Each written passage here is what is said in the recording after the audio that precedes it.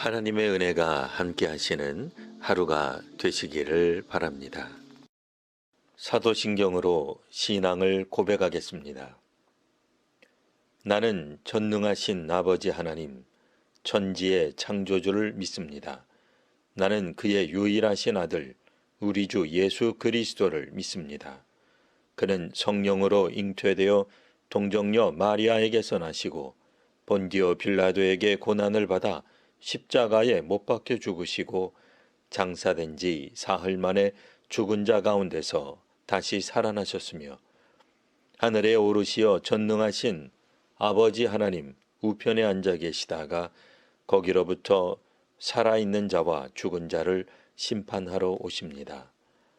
나는 성령을 믿으며 거룩한 공교회와 성도의 교제와 죄를 용서받는 것과 몸의 부활과 영생을 믿습니다. 아멘. 이제 다 함께 찬송하겠습니다.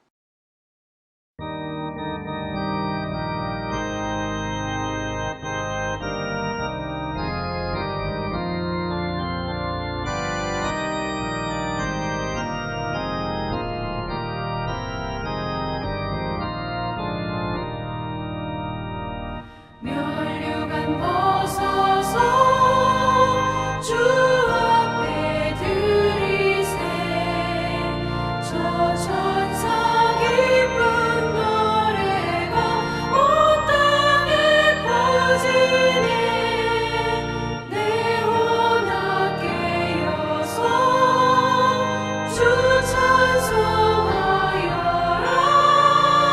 온 백성 죄를 속하신 만왕의 왕일세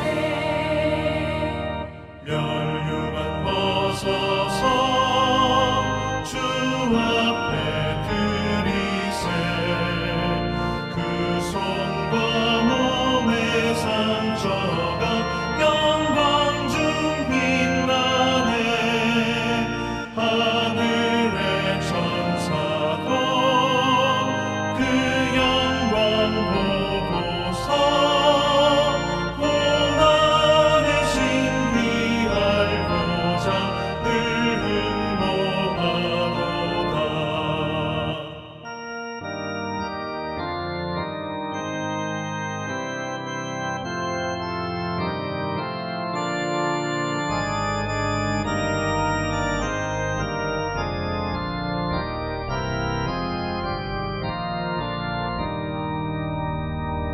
멸류관 벗어서 주 앞에 들이세 온 세상 전쟁 그치고 참평화 오겠네 주 보좌 앞에서 온 백성 엎드려 그 한량없는 영광을 늘 찬송합니다.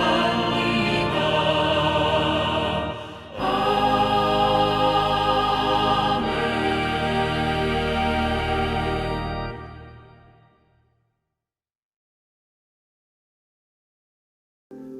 오늘 말씀은 창세기 10장 32절의 말씀입니다.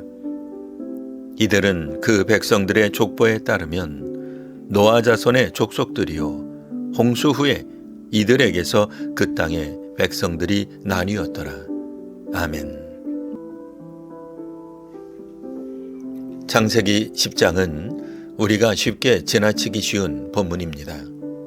수많은 이름과 민족의 나열은 단조롭게 보일 수 있습니다. 그러나 성경에서 이름은 단순한 정보가 아니라 하나님께 기억된 존재의 흔적입니다. 창세기 10장은 홍수 이후 무너진 세상 위에 하나님께서 다시 질서를 세우고 생명을 확장해 가시는 과정을 보여줍니다. 창세기 10장에서 노아의 세 아들 셈과 함과 야벳의 후손이 온 땅으로 퍼져나가는 모습이 나옵니다. 이는 무작위적 확산이 아니라 창세기 9장에서 주신 생육하고 번성하라는 하나님의 축복이 역사 속에서 성취되고 있음을 증언합니다. 하나님은 심판 이후에도 역사를 멈추지 않으시고 인간을 통해 세상을 채워 가십니다. 여기서 중요한 사실은 이 계보에 등장하는 민족들 가운데 훗날 하나님을 대적하는 나라들도 포함되어 있다는 점입니다. 그런데 성경은 그들을 삭제하지 않습니다. 이는 하나님께서 세상의 역사를 단순히 선한 사람들만의 이야기로 이끌지 않으신다는 것을 보여줍니다. 하나님은 혼란스러워 보이는 역사 속에서도 여전히 주권적으로 일하십니다. 현대 성도에게 이 말씀은 중요한 관점을 제공합니다. 우리는 종종 하나님이 일하시는 자리를 교회 안이나 신앙적인 영역으로만 제한하려 합니다. 그러나 창세기 10장은 정치와 문화, 언어와 민족의 분화 속에서도 하나님의 섭리가 흐르고 있음을 증언합니다. 세상의 역사 한복판에서도 하나님은 여전히 이름을 부르시고 사람들을 통해 당신의 뜻을 이루어 가십니다. 또한 이 계보는 차이와 다양성이 하나님의 계획 안에 있음을 말합니다. 민족과 언어, 지역의 다양성은 우연이 아니라 하나님이 허락하신 역사적 현실입니다. 따라서 그리스도인은 차이를 두려워하거나 배제하는 존재가 아니라 그 속에서 하나님의 뜻을 묻는 사람들입니다. 오늘 본문은 동시에 우리에게 질문합니다. 너의 이름은 어떤 이야기 속에 기록되고 있는가? 라고 말입니다. 우리는 익명의 군중이 아니라 하나님의 역사 속에 놓인 한 사람입니다.